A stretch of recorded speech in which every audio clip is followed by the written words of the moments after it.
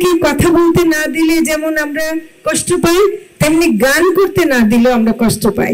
এই গান বন্ধ হওয়া মানেই কিন্তু আমাদের গলা টিপে ধরা। আমাজগুলোর মাধ্যমেই কিন্তু দেখেন আমাদের তো যেমন ধরেন ছায়ানট আছে রবীন্দ্রসঙ্গীত শেখাবার জন্য, নজরুল একাডেমি আছে নজরুল গীতি শেখাবার জন্য, সাধকদের গান শেখাবার জায়গা কোথায়? এটা তো মাজারগুলোই। এবং এখানে গুরু পরম্পরায় যে গুরু তার শিষ্যকে নিয়ে গান করতে করতে সেই শিষ্য একদিন কিন্তু বিশাল গায়ক হয়ে যান। এবং যত বড় বড় গায়ক আপনার বয়াতি বলেন বা যত বড় গায়কের নাম বলবেন, সবাই কিন্তু মাজার থেকে উঠে আসা তার ওস্তাদের কাছ থেকে শেখা। এটাকে বন্ধ করা মানে আপনি একেবারে একটা ধ্বংস করে দিলেন যে একটা শিক্ষার, গান শেখা, ভাব শেখা, মানে মর্যাদা শেখা, মানুষের প্রতি মমতা শেখা, এগুলো সব কিন্তু বন্ধ করে দিচ্ছেন। তো কাজেই এটা আমি মনে করি যে এখানে আমাদের রক্ষা করতে হবে।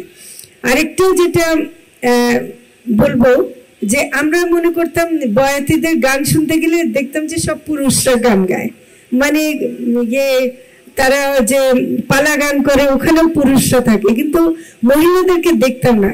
এই মাজারে এসে প্রথম জানলাম, সেটাও কিন্তু প্রায় 1994-95 সালে প্রথম জানলাম যে তখনই 5000 মহিলা গায়ক মানে এরকম শিল্পী আছেন যারা ভাব গান করেন। এবং তাদের মধ্যে আলিয়া মানে বেগমকে আমরা চিনি এবং আরো অনেক আছেন যারা নাকি অনেক বিখ্যাত হয়েছেন এবং তারা কিন্তু এই মাজারের মাধ্যমে হয়েছেন। তো এখানে নারী শিল্পীরা আছেন এবং সেটা কিন্তু এখানে খুব সুন্দর করে তারা চর্চা করছেন।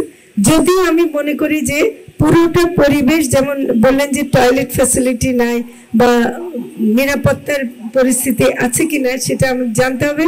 এটা এজাজের কাছে আমার অনুরোধ থাকবে যে এই বিষয়টা একটু নজর দেয়া, সেটা আমরা নারীদেরকে তাহলে আরো বেশি করে পেতে পারবো। কারণ নারীরা কিন্তু হারিয়ে যায়।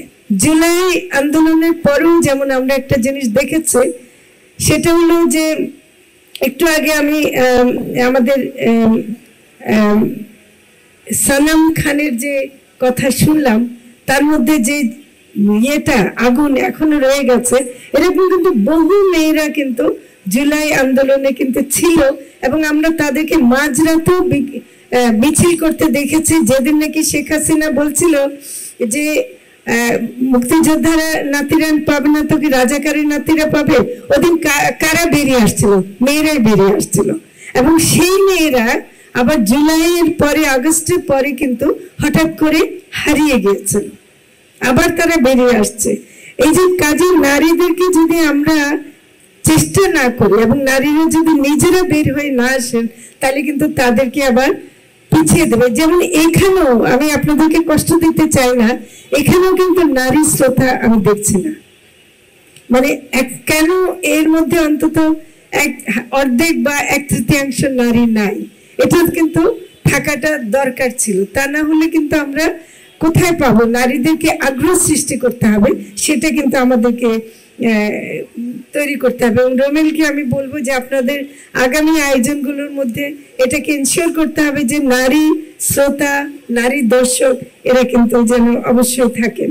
আমি আর কথা বাড়াবো না, আমি খালি বলবো যে আজকে যেটা এখানে দেখে গেলাম, আমি অনেক উৎসাহ পাচ্ছি যে আরো আসা এবং আরো আমাদের বন্ধু বান্ধবদেরকে বলবো আসার জন্য, এবং এখানকার পরিস্থিতি যেন ভালো থাকে, সেটার জন্য মাজারের প্রতি যেন নেতিবাচক ধারণাগুলোকে আমরা দূর করতে পারি, মাজারকে যেন আমরা রক্ষা করতে পারি এবং সমাজে যে ধরনের উদ্ভট চিন্তা মাজার কেন্দ্রিক হয়েছে, নেতিবাচক চিন্তা হয়েছে, সেগুলোকে আমরা যেন অবশ্যই ধ্বংস করতে পারি।